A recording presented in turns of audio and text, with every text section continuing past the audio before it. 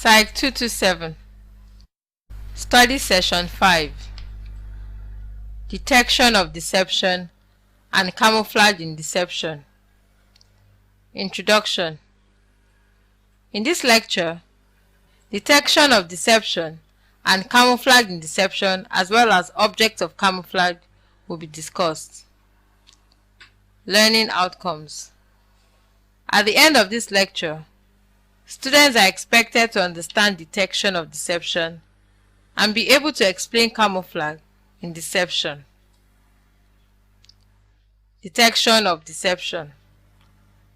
Deception detection is the notice or discovery of existence of deception.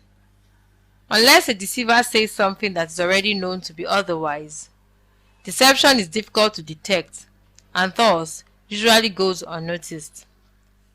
There are no known, reliable and valid indicators of deception, which makes detecting it difficult. As deception is difficult for the receiver to detect, so does it place a cognitive burden on the deceiver.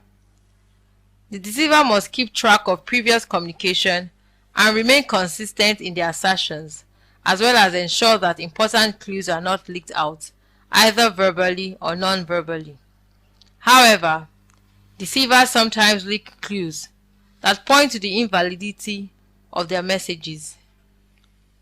As deceivers' verbal and non-verbal behaviors are interrelated to that of the receiver, it is through the leakages that the receiver detects deception. Broader, 1998, in Deception, Wikipedia.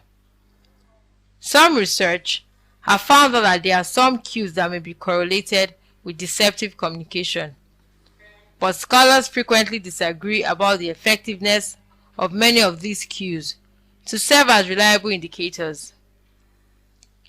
Noted, deception scholar Ardal Bridge 2008 even states that there is no non-verbal behavior that is uniquely associated with deception. As previously stated, a specific behavioral indicator of deception does not exist. There are, however, some non-verbal behaviors that have been found to be correlated with deception. Bridge 2008 found that examining a cluster of these cues was a significantly more reliable indicator of deception than examining a single cue. Camouflage in deception. Camouflage is concealment of things by disguising them to look like their environment or something that is intended to hide, disguise or mislead. Camouflage can be used to disguise both physical objects as well as non-physical objects. Physical objects. With physical objects, camouflage works by breaking up the visual boundary of the object to be camouflaged.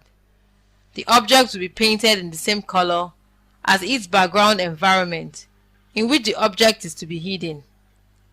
A classic example of visual deception is military deception, where troops and military equipment are concealed by disguising them to look like their surroundings by covering them with branches or leaf-clad netting.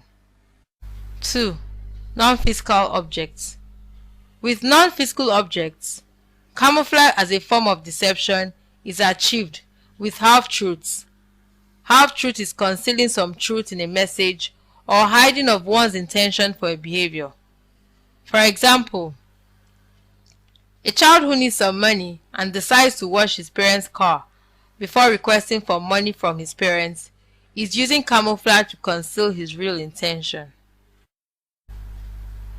Study session summary. Deception detection is the notice or discovery of existence of deception.